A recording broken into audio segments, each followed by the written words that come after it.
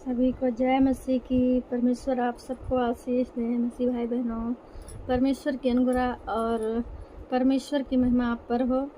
हमारे चैनल में आप सबका स्वागत है। तो मेरे प्यारे दोस्तों, कैसे हैं आप लोग? प्रभु के वचन में भी आप सबका स्वागत है। तो आज जो परमेश्वर ने हमें वचन दिया है, उससे पहले मैं बात कर लेती हूँ प्रोफेट बजिंदर पापा जी को लेके। आज मैं प्रोफेट बजिंदर पापा जी के बारे में कुछ इम्पॉर्टेंट बातें आप लोगों को बताने वाली हूँ। तो आप लोग मेरे वीडियो में एंड तक बने रहिए। आप लोग मिस कर देते हैं, इसलिए जानकारी आप सबको मिल नहीं पाती सही से। तो आप लोग जो है मेरी वीडियो में एंड तक बने रहिए। उससे पहले मैं आप सबको परमेश्वर ने जो हमें वचन दिया है, मैं आप लोगों के सामने परमेश्वर का वचन रखना चाहती हूँ। जो परमेश्वर की ओर से वचन हमें मिला है वो है भजन संहिता 23 के 1 आयत में, यहोवा मेरा चरवाहा है, मुझे कुछ घटी ना होगी। वह मुझे हरी हरी चराइयों में बैठाता है, वह मुझे सुखदायी जल के झरने के पास ले चलता है। वह मेरे जी में जी ले आता है। धर्म के मार्ग में वह अपने नाम के निमित्त मेरी अगुवाई करता है। चाहे मैं घोर अंधकार से भरी हुई तराइयों में होकर चलूं, तो भी मैं हानि से ना डरूंगी, क्योंकि यहोवा परमेश्वर मेरे साथ रहता है। आमीन। तेरे सोटे और तेरी लाठी से मुझे शांति मिलती है। तू मेरे सताने वालों के सामने मेरे लिए मेज बिछाता है। तूने मेरे सिर पर तेल मला है, मेरा कटोरा उमड़ रहा है। निश्चय भलाई और करुणा जीवन भर मेरे साथ साथ बनी रहेगी, और मैं यहोवा परमेश्वर के धाम में सर्वदा वास करूंगी। आमीन।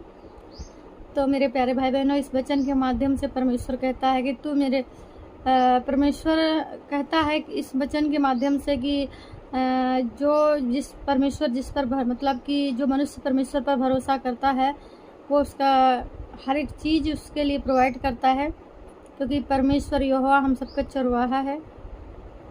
और हमारा परमेश्वर हमारे दुश्मनों के सामने भी मेज बिछाने वाला परमेश्वर है। ठीक है। दूसरा वचन है भजन संहिता 24 के 1 आयत में लिखा, पृथ्वी और जो कुछ उसमें है यहोवा ही का है, जगत और उसमें निवास करने वाले भी, क्योंकि उसी ने उसकी नींव समुद्र के ऊपर ढूंढ करके रखी है और महानंदों के ऊपर स्थिर किया है।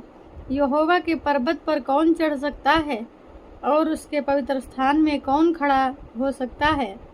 जिसके काम निर्दोष और हृदय शुद्ध है, जिसने अपने मन को व्यर्थ बात की ओर नहीं लगाया और न कपट से शपथ खाई है, वह यहोवा की ओर से आशीष पाएगा। आमीन।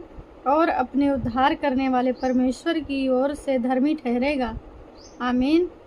ऐसे ही लोग उसके खोजी हैं, वे तेरे दर्शन के खोजी याकूब वंशी हैं। हे फाटकों, अपने सिर ऊंचे करो, हे सनातन के द्वारों ऊंचे हो जाओ, क्योंकि प्रतापी राजा प्रवेश करेगा। वो प्रतापी राजा कौन है? परमेश्वर जो सामर्थी और पराक्रमी है, परमेश्वर जो युद्ध में पराक्रमी है। हे फाटकों, अपने सिर ऊंचे करो, हे सनातन के द्वारों तुम भी खुल जाओ, क्योंकि प्रतापी राजा प्रवेश करेगा। वह प्रतापी राजा कौन है? सेनाओं का यहोवा वही प्रतापी राजा है। आमीन। तो मेरे प्यारे भाई बहनों, इस वचन के माध्यम से परमेश्वर आप सबको आशीष दे। दूसरा वचन यह है भजन संहिता 25 के 1 आयत में लिखा, हे यहोवा, मैं अपने मन को तेरी ही ओर उठाता हूँ। हे मेरे परमेश्वर, मैंने तुझी पर भरोसा रखा है। मुझे लज्जित होने ना दे, मेरे शत्रु मुझ पर जय जयकार करने ना पाए।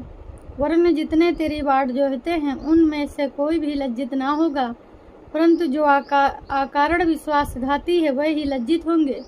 हे यहोवा, अपने मार्ग मुझको दिखला, अपना पथ मुझे बता दे, मुझे अपने सत्य पर चला और शिक्षा दे, क्योंकि तू मेरा उद्धार करने वाला परमेश्वर है। आमीन। मैं दिन भर तेरी ही बाट जोहता रहता हूँ। हे यहोवा, अपनी दया और करुणा के कामों को स्मरण कर, क्योंकि वह तो अनंत काल से होते आए हैं। हे यहोवा, अपनी भलाई के कारण मेरी जवानी के पापों और मेरे अपराधों को स्मरण न कर, अपनी करुणा ही के अनुसार तू मुझे स्मरण कर। यहोवा भला और सीधा है, इसीलिए वह पापियों को अपना मार्ग दिखलाएगा। आमीन। वह नर्म लोगों को न्याय की शिक्षा देगा। हाँ, वह नर्म लोगों को अपना मार्ग दिखलाएगा। जो यहोवा की वाचा और चेतावनियों को मानते हैं, उनके लिए उनके सब मार्ग करुणा और सच्चाई है। हे यहोवा, अपने नाम के निमित्त मेरे अधर्म को जो बहुत हैं क्षमा कर। वह कौन है जो यहोवा का भय मानता है? यहोवा उसको उसी मार्ग पर जिससे वो प्रसन्न होता है चलाएगा। आमीन। वह कुशल से टिका रहेगा और उसका वंश पृथ्वी का अधिकारी होगा। यहोवा के भेद को वही जानते हैं जो उससे डरते हैं, और वह अपनी वाचा उन पर प्रकट करेगा। मेरी आंखें सदैव यहोवा पर टकटकी लगाए रहती हैं, क्योंकि वही मेरे पाँव को जाल में से छुड़ाएगा। आमीन। हे यहोवा, मेरी ओर फिर कर मुझ पर अनुग्रह कर, क्योंकि मैं अकेला और दीन हूँ। मेरे हृदय का कलेश बढ़ गया है। तू मुझको मेरे दुखों से छुड़ा ले। तू मेरे दुख और कष्ट पर दृष्टि कर और मेरे सब पापों को क्षमा कर। आमीन। मेरे शत्रुओं को देख, वे कैसे बढ़ गए हैं। वे मुझसे बड़ा बैर रखते हैं। वे मेरे प्राण की रक्षा कर और मुझे छुड़ा। मुझे लज्जित होने ना दे, क्योंकि मैं तेरा शरणागत हूँ। खराई और सिधाई मुझे सुरक्षित रखे, क्योंकि मुझे तेरी ही आशा है। आमीन। हे परमेश्वर, इजराइल को उसके सारे संकटों से छुड़ा ले। आमीन। तो मेरे प्यारे भाई बहनों, इस वचन के द्वारा परमेश्वर आप सबको आशीष दें। परमेश्वर की अनुग्रह आप पर बनी रहे। परमेश्वर की ओर से 30 गुना नहीं 60 गुना 100 गुना आशीष मिले आप सबको। परमेश्वर आप सबको सद्बुद्धि दें और परमेश्वर आप सबको संभाल के रखें। तो मेरे प्यारे भाई बहनों, आज मैं बात करने वाली हूँ प्रॉफेट बजिंदर पापा जी के बारे में। आज जो मेरे जानकारी आ रही है कि प्रॉफेट बजिंदर पापा जी को लेकर जो कि वो कब जेल से छूटेंगे, कब बाहर आएंगे, बहुत सारी बातें न्यूज़ पे चल रही हैं। बहुत लोग सही बोल रहे हैं, बहुत लोग गलत भी बोल रहे हैं, बहुत लोग उनके ऊपर उंगली उठा रहे हैं कि वो तो ऐसा आदमी है, वो तो ऐसा आदमी, वो तो जेल से फ़ोन रख के फ़ोन से बात करता है और फिर उसके जेब से पैसे निकले, उसके जेब से जो है फ़ोन, बड़ा टच फ़ोन निकला जेल के अंदर। बहुत सारी बातें, बहुत सारी अफवाहें जो है इस समय न्यूज़ में चल रही हैं। तो उसको लेके मैं आप लोगों को बताना चाहती हूँ कि जो लोग कहते हैं कि वो तो उसका आजीवन कारावास हो गई, वो तो छूटेगा नहीं, ये तो सब फेक है, ये सब ये है वो है, उन लोगों के लिए मैं बताना चाहती हूँ कि जो कहते हैं कि फेक है और उससे तो आजीवन कारावास हुई है, तो भाई मैं आपको बता दूं कि बिना कोई प्रूफ के कोई एक तरफा बयान होने के बाद कोई सज़ा सुनाए, एक राजनीतिक है और ये सब एक षड्यंत्र है कि एक तरफा बयान सुनने के बाद किसी को सज़ा सुनाया जाए। ये सब षड्यंत्र है, एक तरफा बयान है और कुछ नहीं है। और जिन लोगों को ये लगता है कि प्रॉफिट जी आजीवन कारावास हो गए, वो छूटेंगे नहीं, तो उन लोगों के लिए आज मैं बता दे रही हूँ कि ऐसे लोग को मैं आज बताना चाहती हूँ कि भाई देख भाई, प्रॉफिट जी तो दिसंबर से पहले छूट के रिहा होके बाइज्जत बरी होके वो हम सबके बीच में आ रहे हैं।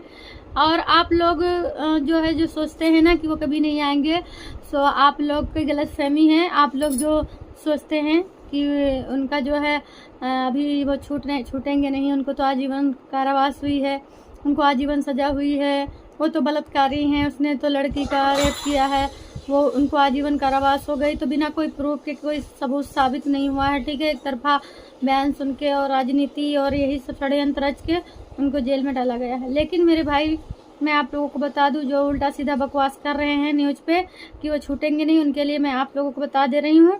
उनके लिए मैं इतना बता दे रही हूँ कि वो दिसंबर के महीने से पहले छूट आएंगे, ये आप बात लिख लीजिए, ठीक है। दिसंबर से पहले, दिसंबर के महीने में या उससे पहले प्रॉफिट जी हम सबके बीच में होंगे, ये हमारा दावा है, ठीक है। तो आप लोग भी तैयार रहिए उनको देखने के लिए और उनका स्वागत करने के लिए, क्योंकि प्रॉफिट बजिंदर पापा जी बहुत जल्द हम सबके बीच में होंगे, क्योंकि वो बेगुनाह हैं और उनके ऊपर लगाए हुए इल्ज़ाम जो भी हैं वो बेबुनियाद हैं, कोई सही नहीं है, सब झूठे हैं, सब फेक है। इसलिए परमेश्वर उनको बहुत जल्द हम सबके बीच में लाएगा छुड़ा के, और हम परमेश्वर की हम सब मिलकर बहुत बड़ी महिमा करेंगे और परमेश्वर की बड़ी गवाही के साथ परमेश्वर के भवन में उपस्थित होंगे और प्रॉफिट जी हम सबके बीच में होंगे, ठीक है। और दूसरी बात यह है कि फर्जी की अफवाहें ना फैलाएं, कि ऐसा है वैसा है, और फर्जी फर्जी की अफवाहें आप लोग फैलाते रहते हैं न्यूज़ पे। आप लोगों का काम तो है नहीं कुछ, बस फर्जी किसी के बारे में बोलना, ये करना वो करना। बोलना तुम्हारा काम नहीं है, ठीक है। तो किसी पर दोष लगाओगे तो परमेश्वर तुम पे भी दोष लगाया जाएगा, ठीक है। परमेश्वर भी तुम पे दोष लगाएगा, क्योंकि किसी पर आप दोष लगाएंगे तो आप पर भी दोष लगाया जाएगा। इसलिए आप दोष मत लगाइए। जो भी गलत सही है, परमेश्वर सब देखने वाला परमेश्वर है। और रही उनकी छूटने की बात, तो बहुत जल्द हम सबके बीच में होंगे, दिसंबर के महीने से पहले। तो आप लोग देख लेना। और फर्जी की अफवाहें आप लोग फैलाते रहते हैं न्यूज़ पे, वो मत फैलाइए, ठीक है। कि फ़ोन रख लिया, वो तो फ़ोन से जेल से जो है षड्यंत्र रच रहा है, ये वो फ़ोन पकड़ा गया, उसमें कुछ निकला? कुछ नहीं निकला, समझ रहे हैं। तो आप लोग बिल्कुल भी जो है गलत ना बोलिए। और एक भाई थे, उनका अच्छा नाम था, गुप्ता करके हैं, वो बोल रहे थे वो तो बलात्कारी है और उसको सज़ा हुई है। तो आपको बता दूं, ख़ास करके उस भाई के लिए जो मेरे में कमेंट किया। पहली बात तो भाई, तू कमेंट मेरे में मत कर। अच्छा कमेंट तेरे को आता नहीं है तो बुरा कमेंट मेरे पे ना कर, मेरी वीडियो पे। और तुझे बकवास करनी तो किसी और वीडियो पे जाके करना, ठीक है। प्रॉफिट जी अच्छे हैं और अच्छे ही रहेंगे हमेशा, ठीक है। वो निर्दोष हैं और निर्दोष ही रहेंगे। तुझे जो बकबक करना है किसी और के चैनल पे करना, ठीक है। हमारे चैनल पे बिल्कुल भी नहीं, गलत बात बिल्कुल भी, कमेंट बिल्कुल भी मुझे पसंद नहीं है। गलत कमेंट बिल्कुल भी नहीं आना चाहिए। जिसको अच्छा बोलना है, अगर किसी के बारे में अच्छा ना बोल सको तो बुरा भी बोलने का अधिकार किसने दिया है तुमको, ये बताइए। किसी के बारे में अच्छा ना बोल सको तो बुरा भी ना बोलो, ठीक है। प्रॉफिट जी के बारे में बोलना ही है तो उनके लिए दुआ करो, प्रार्थना करो, ठीक है। कोई भी मनुष्य जो है निर्दोष नहीं है, सब पापी हैं। उनके ब्लड में ही पाप है, ठीक है। ये चीज़ बाइबल उठा के पढ़ लो। पहला आदम पाप किया तो कोई मनुष्य निर्दोष नहीं है, सब पापी हैं। कि कोई ऐसा आदमी नहीं जिसकी गलती ना हुई हो। तो फिर यही हमारा कहने का मतलब है कि फर्जी जो है प्रॉफिट जी को बदनाम ना करो, उनके बारे में उल्टे सीधे वीडियो ना बनाओ। और बस उनको अगर वीडियो बनाना ही है, अगर तुम्हें कुछ कहना ही है तो परमेश्वर से दुआ करो, प्रार्थना की वीडियो बनाओ, ताकि परमेश्वर जो है तुम्हें आशीष दे। और फर्जी की जब उनके दास पर उंगली उठाओगे तो सोचिए परमेश्वर का क्रोध भड़कने में देरी नहीं है, ठीक है ना। परमेश्वर के यहाँ देर अंधेर नहीं, उसकी तलवार चलेगी ना तो सर्वनाश हो जाएगा, इतना ध्यान रखना। तो परमेश्वर से दुआ करिए, गलत वीडियो बिल्कुल मत बनाइए, क्योंकि परमेश्वर के कान जो है बंद नहीं, सब सुनते रहते हैं परमेश्वर, ठीक है। हमारा ये उद्देश्य है। और परमेश्वर आप सबको आशीष दें मेरे प्यारे भाई बहनों। और आप लोग अच्छी वीडियो बनाइए। और प्रॉफिट बजिंदर पापा जी से जो प्यार करते हैं उनके लिए दुआ करें, ठीक है। खास करके हम उन लोगों के लिए, मसीह भाई बहनों के लिए बता रही हूँ, अन्य लोगों के लिए तो मेरे को मतलब नहीं है। मसीह भाई बहनों के लिए बता रही हूँ, जो प्रॉफिट बजिंदर पापा जी से प्यार करते हैं वो लोग उनके लिए दुआ करें, प्रेयर करें, ठीक है। परमेश्वर आप सबको आशीष दे। सबको जय मसीह की।